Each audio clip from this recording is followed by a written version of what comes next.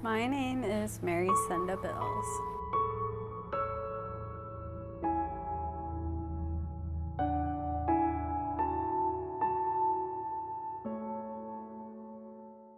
I'm majoring in broadcast and digital journalism, and I'm also doing a lot of intermedia, multimedia work.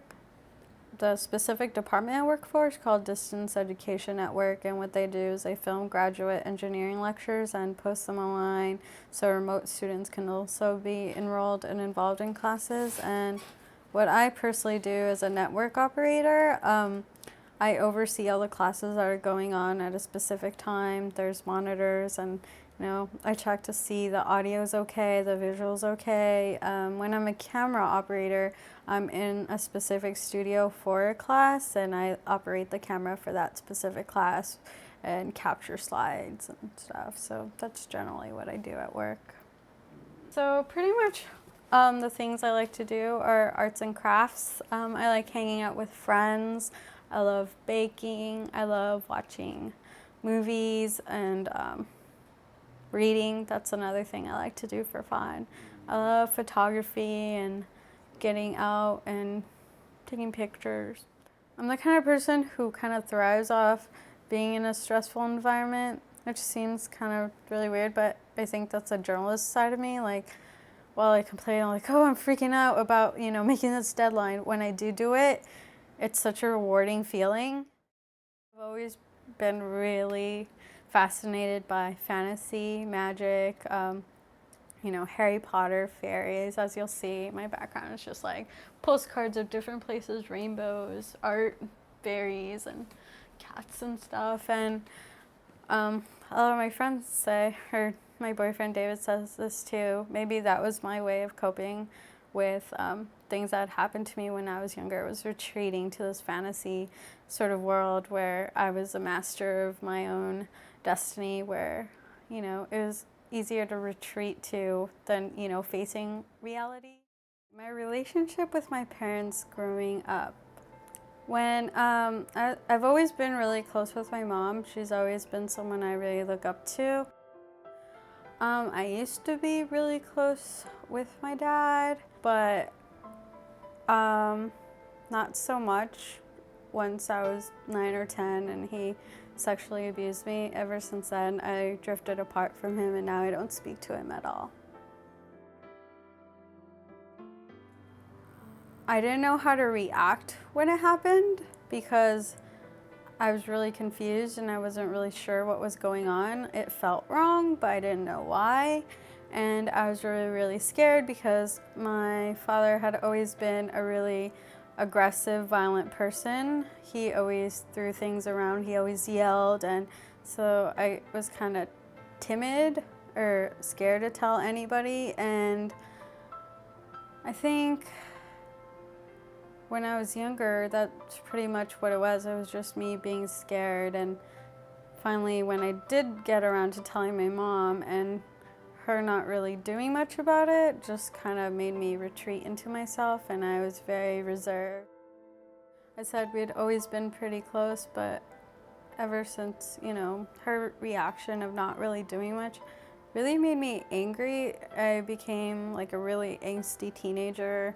I didn't come to her as much with things that were going on. She used to be the one person I went to all the time, and after that it was like I couldn't really trust her at all, or I wanted to, but she didn't protect me, or she wasn't really there for me when I needed her the most. I would describe Mary as a good friend. She's funny and a little odd. Actually hilarious, but a little odd. And she's cool all around. So my boyfriend David, this was the summer before my sophomore year of college, and he said we should hang out. I was like, okay. I didn't think he would actually come through with it. I thought he was just kind of like saying things people always do, like, oh, we'll hang out, and then they never actually do. But we actually hung out, and I guess we hit it off, and a few weeks later, we eventually started dating. Although it's really funny because I like to tell people we slept together before we had our first kiss. but not like sleeping together like we had sex, but like we just slept in the same bed. And then we kissed. And so everything has always been out of order with us. We like to joke about it, and people think it's really weird and we're funny, and yeah. My past struggles in some way have always affected my relationship, especially with men. It took me a really, really long time to trust men. Like when I was in high school relationships, I never really felt comfortable, with physical affection from guys. I'd always freak out. Like I couldn't even be hugged. I didn't like holding hands. I've always kind of been like really cold and distant. Like that's my way of sort of, I guess, it's a defense mechanism is the way I see it. And I think I still have that now. It's not as bad as it was, but that's one complaint I always get. I'm too cold or distant, or I don't share enough things. Like I like I'm far away from everybody. And I do see that there are times when I kind of retreat to myself, or when I don't want to argue or don't want to get into a fight. I never really yell or argue. I get really quiet and just ignore you for a few days, or kind of retreat to myself. I used to think about it a lot, like when I was younger, that's when it affected me most. But now that I've grown up and I've coped with it, I think I'm handling it pretty well. There are times where I just get mad for no reason, or it's not for no reason, it's because I think of, everything that's been done and how nothing really came out of it. And it just makes me mad that he's still in my mom's life, like in our life.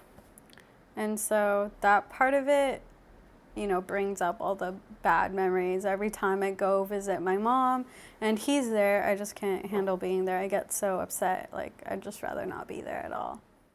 I'd wanted to go to a really good journalism school, and USC has a really good journalism school, Annenberg, and so I applied there. I did definitely want to live somewhere where I could get out of the home environment, just because I knew if I had gone to somewhere, closer to home, my mom would have expected me to live there and stay there, and I just didn't want to. And plus, it was just kind of to get out of, fully become independent, learn to become an adult myself and be far away from familial ties. It was time for me to go out and start doing my own thing. I have to learn how to let go and just go out and pursue my own dreams. And part of that was just coming to LA to study journalism.